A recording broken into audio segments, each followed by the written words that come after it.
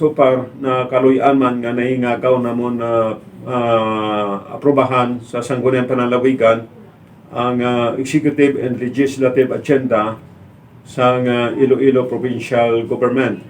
Nahingagaw namon sa last session namon sa December 13 nga aprobahan, na-refer sa akon committee. Iningagaw ko man nga maobrahan, ma-correct ang mga dapat makoreksyonan, kag inahingagaw ko nga maobrahan sa committee report, kag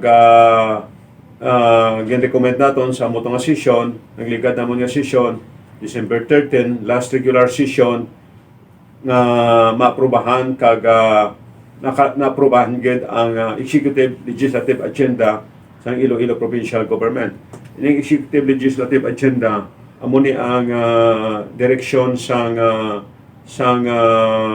panghimanwa panggoberno sang aton probinsya from 2023 to 2025. Ining executive legislative agenda formulate ni ginpasad ni jointly sang executive branch kag legislative branch ang aton nga provincial government.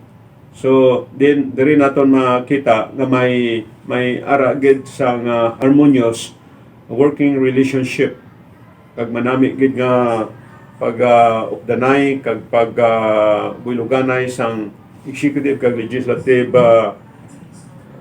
branches ng government sang aton provincial government sa kay jointly kag collaboratively na napasad namon kag ining executive legislative agenda direction sa provincial government from 2023 to 2025 kag ginaprobahan sa Sangguniang Panlalawigan sa December 13, 2022. Amo ning amo ni ang giya, amo ning guide, amo ni ang balasihan sa implementasyon sa programa, proyekto kag aktibidades kag serbisyo para gid sa kayuhan sa pamuluyo sa probinsya sang Iloilo.